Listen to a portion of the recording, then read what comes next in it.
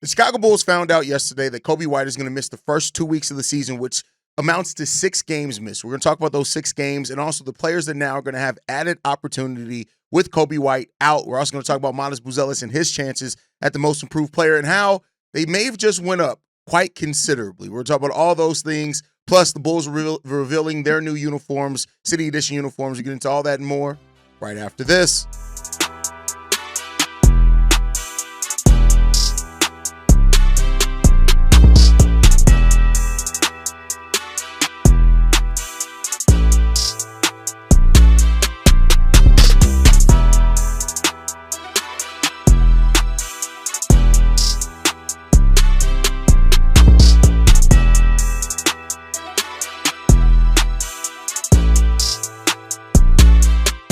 What's going on, Bulls fans? Welcome to another episode of Chicago Bulls Central, your number one spot for everything Chicago Bulls related. I'm the host there, Hayes, but more importantly, you guys can follow the channel at Bulls Central Pod on every social media platform we happen to be on. With that said, let's go ahead and get into this content for today, y'all. The Chicago Bulls take the court tomorrow for the first regular season game, and when they take the court, they will be without Coby White, their starting shooting guard, their number one scoring option coming into this season. They're going to be without him. And this is a pivotal stretch for the Chicago Bulls. Not only do the Bulls start off with one of the most difficult schedules in the NBA over the first month, you look at these first 6 games, right? Of course, it was announced that he was going to be reevaluated in 2 weeks, which does leave the door open for him to maybe miss more time, right? So, keep a lookout for that one, because that if he's reevaluated, reportedly there was some tightness in that calf that was concerning. And I do love that they're staying ahead of it, because that tightness in the calf, again, that's what could cause some Achilles things going on later down the road. So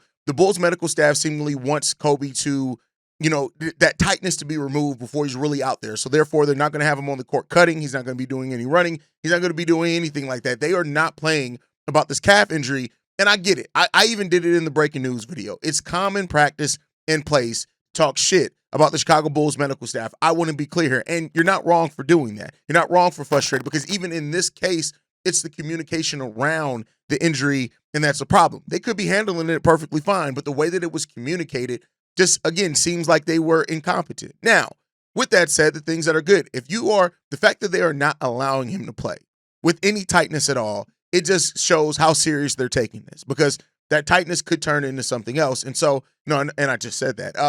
So they want to avoid that, and they want to make sure that Coby White is completely, removed of that. Not to say that there may not still be a little pain in there, but you want that tightness to go away, because, when you play with tight muscles or anything, it puts strain on other places, which then turns into the Achilles thing. So that's what they're trying to do. But he's going to be reevaluated in 2 weeks, so that does mean that more time could be added on top of that. But let's look at the games that he's going to be missing. Piston, Magic, Hawks, Kings, and the Knicks twice. Those are the 6 games that we know, at least for right now, for sure, Coby White is not going to be included in.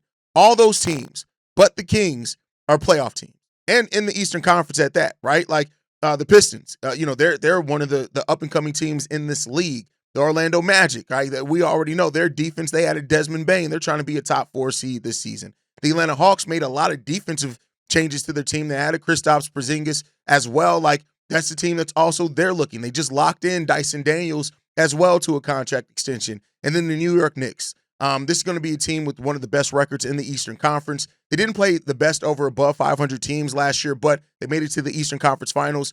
Those are going to be tough matchups for the Chicago Bulls. Not to say that they can't win some of them, but it's going to be very tough matchups for the Chicago Bulls, and they're going to have to be locked in to get it. And let's just be clear here. Even after Coby White comes off, right, if he just missed the first 2 weeks back, the first 4 games after he comes back are the 76ers, the Bucks, the Cavs, and the Spurs. And so, those could be very tough matchups as well. The Milwaukee Bucks have Giannis Antetokounmpo and Miles Turner. Go look up how historically good they do against the Chicago Bulls. The Cavs, they're right now the best team in the Eastern Conference, widely viewed at. The Spurs have Wemby, right? And that's a deep team as well. They got some big talent. And then the 76ers are one of the teams that I really think can disrupt the East if they stay healthy. And, it's going to be tough, right? So, we'll see. But with Coby going out, it does open up opportunities for other players. And I want to talk about some of those players. Now, number one, Josh Giddey goes without. Like, now he is going to be absolutely in control of the offense. When Coby White's in there, they share some of those duties. to end the season last year over the last 30-ish games, right? So even before the 15-5 stretch, Josh Giddey and Coby White accounted for almost combined 68% of the Chicago Bulls offense with points that they scored and points generated off assists. Almost 68% of that came from just those two players. That's how integral they were to how the Chicago Bulls ran offense. Now, I will say, and some of that was with Tre Jones too, but you do have Tre now.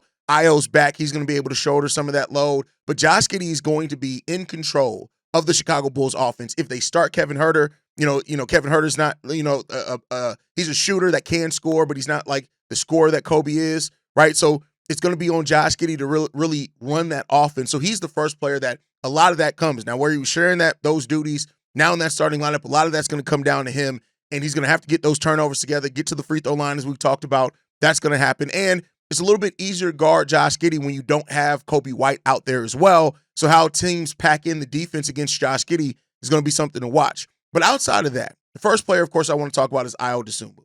We've talked about Ayo, the run he had in the preseason, shooting over 60%, getting over 16 points per game, the defense that he also played.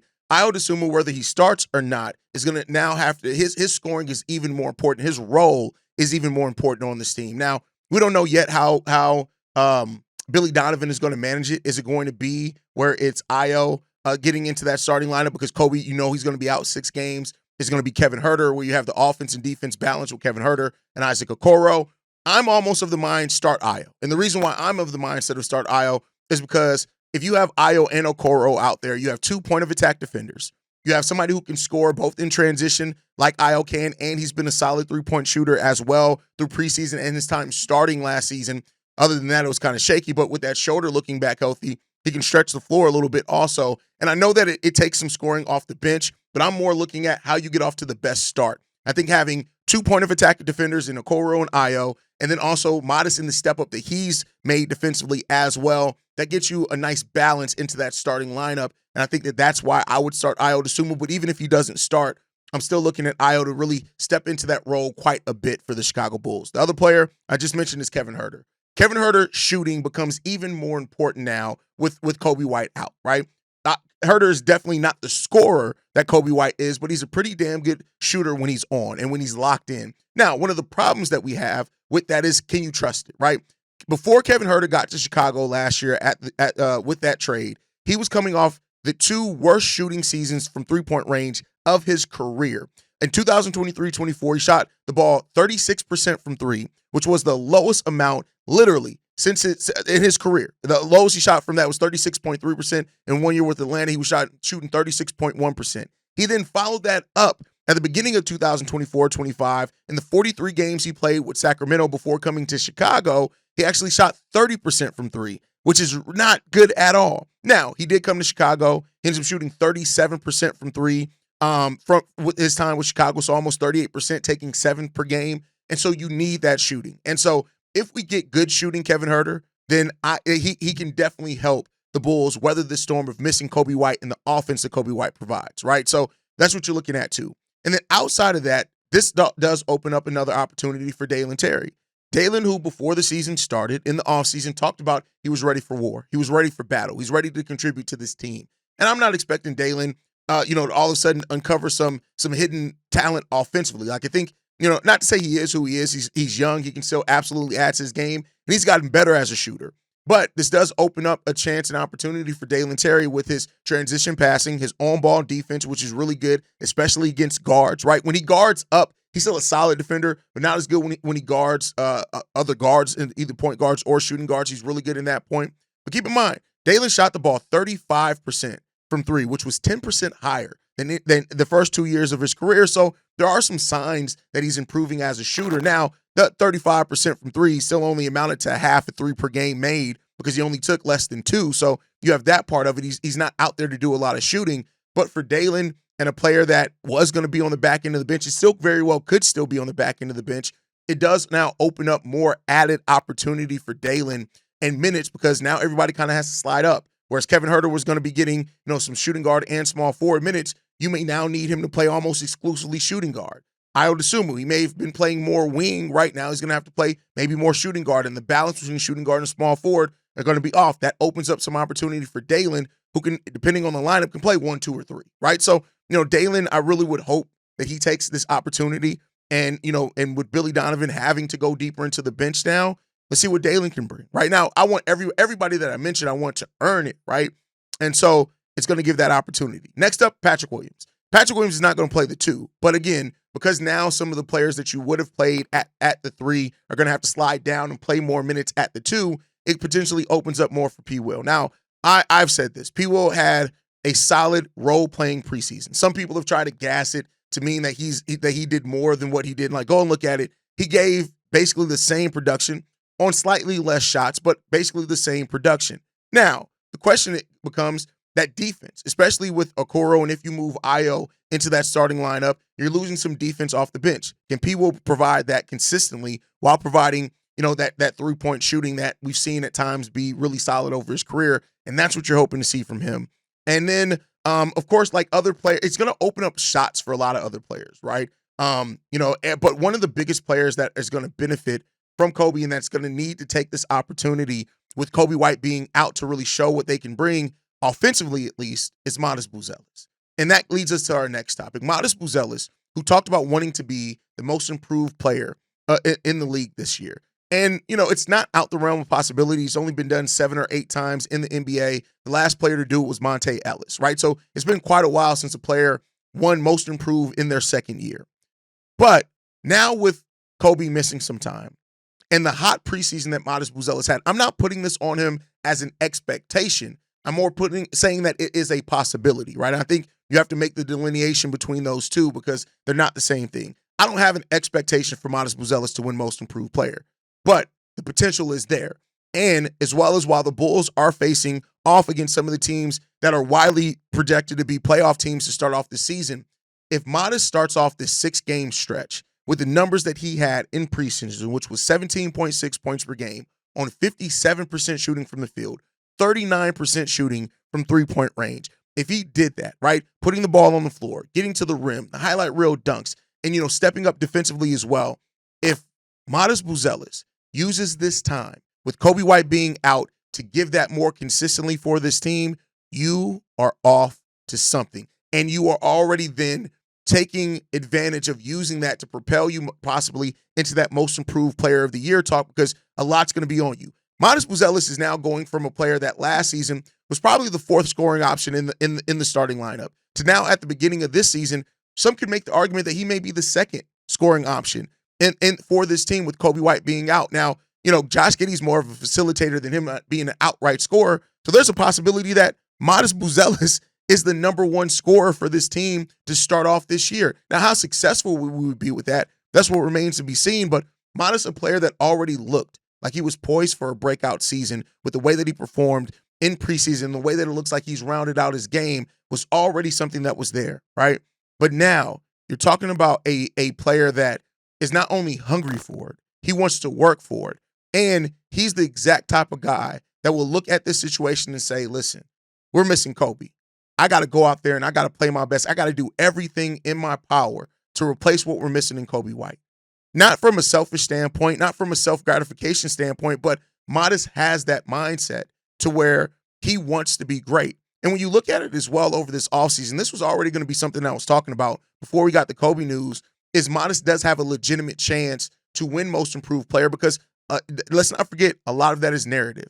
And when you look around the NBA landscape and NBA pundits and online media, when you see people like Zach Lowe praising you, when you see like the official NBA page making and posting highlight reels of Matas Buzelis' preseason dunks, right? When you see that type of thing, Zach Lowe has talked about him. My boy Matt Moore has talked heavily about him, right? There's been a lot of people that look at Matas Buzelis and they see a player that is not only just the hope because of Chicago, but even outside of that, he has legitimately all the possible skill to really make that step in that leap. Now, I've been somebody very vocal, very consistent in saying, let's not put all that in Matas in year 2, right? I don't want people to be disappointed if Matas Buzelis comes out in year 2 and has a season where he averages 15 and 5. Like, I don't want people to be disappointed by that because of the hype of what Matas can eventually turn into. But now the opportunity is there. And that's the thing. It's short. Like, let's be clear. 2 weeks is a blimp in the season.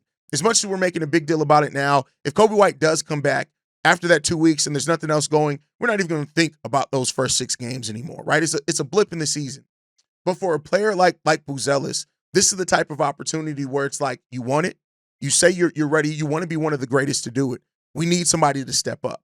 And, Josh Giddey as a facilitator is amazing. And Josh Giddey is going to catch players off the bounce. He's going to score decently as well. I don't know if he's going to finish with the 20-point per game average that he finished last season with, but you're looking at Josh Giddey being 16, 17-point per game scorer off the rip, and he can be more than that. I'm not putting that as a cap. I'm just saying as a realistic, let's just say 16, 17 points per game with 9 assists, 8-ish rebounds, right? That's really good production. You still need that score. And Matas Buzelis has the combination of being able to put the ball on the floor. Matas has a really good dribble. We didn't use it a lot last year because we didn't trust him to do that. He was coming in, stepping into a spot where more people had to facilitate for him. But now you've lost a player that was responsible for over 30% of your offense in Coby White. You've lost that. Now it's time to show us what you've done in the offseason. How have you developed in this offseason? You've been attacking it. You put a lot of work in to adding muscle, adding strength without losing your agility and your athleticism. Great. Now you got to go out there and show it. And Matas becomes so even more important than what he already was. And he was already an important player in this cog of whatever the Chicago Bulls is going to be this year. But now Matas has to use this opportunity to step up, step into that role, and make it his own, right? And then at that point, like make it be to where Coby White, when he comes back, Coby White's like, damn, I get to now come in here and score, but my scoring is going to be a little bit easier because Matas has been cooking this first 2 weeks of the season. Look at what he did against the Knicks. Look at what he did against the Pistons, right? And again, I don't want anybody to be hugely disappointed or out on Matas if he doesn't have some type of astronomical leap through the first 6 games. But the opportunity now is there. And that opportunity for Matas becomes a runway. You said you wanted to be most improved player of the year. You now have a runway to not only grab that attention for that award right away, because if Matas Buzelis has a solid run of, like I said, let's just say 18-6, and the Bulls are winning some of those games, the national media is already primed and ready to root for Matas Buzelis. You start off the season with Coby White out and you step into that role, it's going to be there for you. And I would love for Matas to have that opportunity. I would love for Matas to thrive in those scenarios and situations because, hey, Matas has all the skill in the world, and there's no doubt about that. You see it, you hear it, the way people talk about Matas Buzelis. The basketball world is starting to realize how good Matas Buzelis can really be in the NBA. Now, my boy, go out there and show it. And I don't think Matas is going to let us down. Call me crazy. Call me crazy. And I am a little crazy. It is what it is there. We all know that. You guys have been following me for a long time. If you think you're getting sane basketball talk here, you're not. But this is an opportunity for Matas, man, and we'll see what's going to happen here. But let me know what you guys think on that down below. Overall, the absence of Coby White through these first 6 games is going to suck. And I don't know what the Bulls' record is going to be. I'm glad that I don't predict wins and losses. I'm glad I'm not somebody who bets on the lines. I don't do any of that. But don't count this team out, because one of the benefits of this team is how they come together. And while yesterday I did talk about that, and it's funny, it's almost like I was a prophet. I asked the question yesterday, are the Bulls destined, is the season destined to be derailed by injuries before it even starts? And that was just based off the Zach Collins and the injuries that we saw in preseason. And now to lose Coby White for 2 weeks, it sucks. And it does put a damper on the season where we were coming into this excited. But don't count these Bulls out. Don't count out our ability to step up as a team. A lot of people were thinking the Bulls were going to fall off a cliff scoring-wise after Zach LaVine left. We became a more refined team, right? So, and I'm not saying that, Coby and Zach are like, Kobe's a lot more as far as a better facilitator and better at playing with players than Zach. But, don't count this team out yet is all I'm saying. With that said, before we get out of here today, I do want to talk about the Chicago Bulls releasing their new City Edition uniforms, which actually is a remix version, or it's kind of like an amalgamation of the Bulls' first 2 City Edition uniforms, where we had the white, powder blue, and red with the Chicago script. And then the following season, we went to a black, powder blue, and red, but with the Illinois Star, the Chicago Stars on it, right? And so now you're seeing that they kind of mixed those two. It's kind of like I said, it's just a color swap of the first City Edition jerseys, which was my favorite City Edition jerseys for the Chicago Bulls. You look at these images that they release in it, these jerseys are clean. You know what else I like about it? I like when the Bulls get outside of their norm with the City Edition jerseys. Now, I personally don't think that the NBA should be switching City Edition jerseys every single year. Like, keep it for 2 years. Let's switch it every 2 years, right? So you can get kind of used to it because they already don't wear them a lot during the regular season. But I love these jerseys. And I think what the Bulls have done this season with bringing back the red pinstripes and now going to back to one of the original City Edition jerseys, just a color swap of it.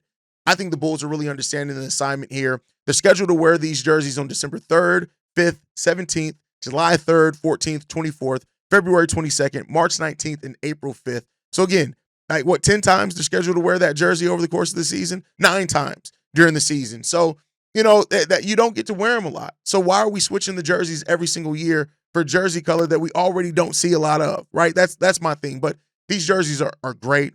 They're amazing. I think I like the nod to the Chicago flag, and now you have the stars going down the sideline. I mean, the side of the jersey. It's all really good stuff there, man. So the Bulls, they did their good one with this jersey. I think it's really good. If you guys are watching on the YouTube side and putting the images of the jerseys up, but these are really, Bulls did their big one on this one. I got to give them credit for it. No holes in this one. I love it. You guys know I'm going to have my City Edition gear. Probably going to be one of the first ones in the streets with it.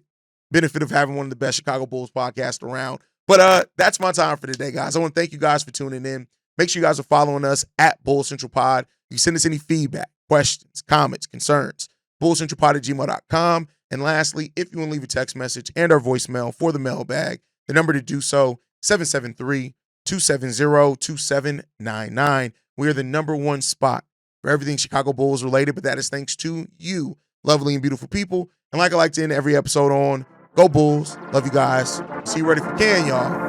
Peace. This has been a presentation of the Break Media.